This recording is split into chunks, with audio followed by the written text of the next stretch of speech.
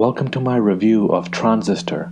This was the second game released by Supergiant Games in May 2014, after the release of the critically acclaimed Bastion. 5 minutes into the game, I was already captivated by the graphics, fascinated with the storyline, and intoxicated with the gameplay. In this game, you play as a female silent protagonist known only as Red. Despite not uttering a single word until the end of the game, Red still has an interesting personality given her body language and choices she makes in the video game. The story takes place in a futuristic setting where humans coexist with technologically advanced robots. Red is a famous classical singer who one day is about to be killed by a dangerous and powerful group called Camerata. Moments before she is about to be struck by the killing blow, an unknown admirer of Red jumps into the fray and sacrifices his life so Red can live.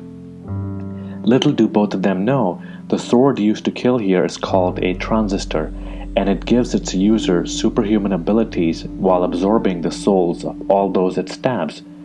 The secret admirer of Red now has his soul infused in Transistor forever.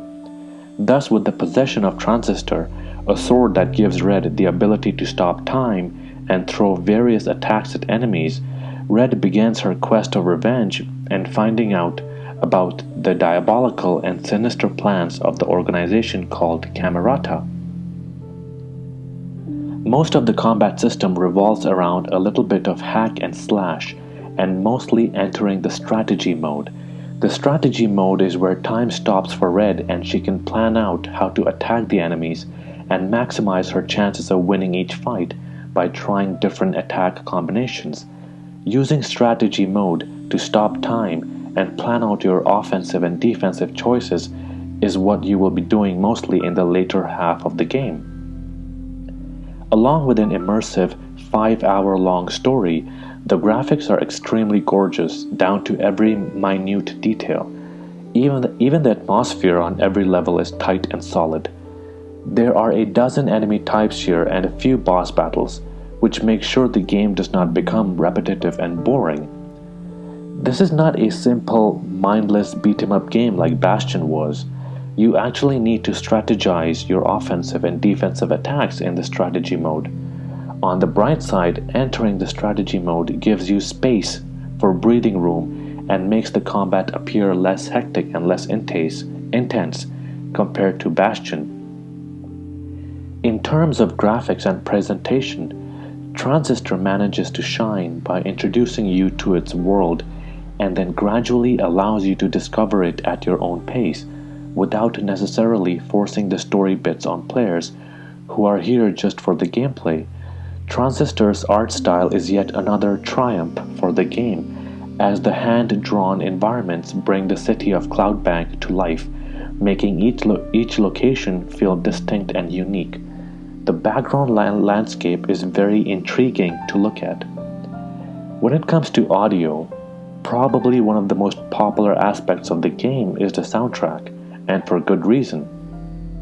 The mix of techno-ambient tracks always seems on point with the action on screen. There are numerous great tracks that are always used at the right moment in the game. The voice acting is excellent, and Logan Cunningham, who provided his awesome voice in Bastion, returns to voice the supporting character in this game. The game has good replayability value, as the sword allows you to have many superpowers through many combinations of your abilities. Replaying the game is highly encouraged, as you can unlock new functions and gameplay style. On top of that, there are numerous side quests that will be unlocked as you naturally progress through the campaign, which can keep you busy for an additional 2 to 3 hours. To every positive there is a negative, and there are some negative aspects of this game too. While the game is good, the difficulty curve is weird and inconsistent, because you might breeze through some fights, screw yourself, and have a hard time until you breeze again after getting your favorite skill combination back, and the length definitely holds back so many aspects. Another issue with the game is its length. For its price of $20, 5 hours of story with the bitter ending may not be worth it for some gamers unless you don't care about the story and really enjoy the mechanics and want to play this new game.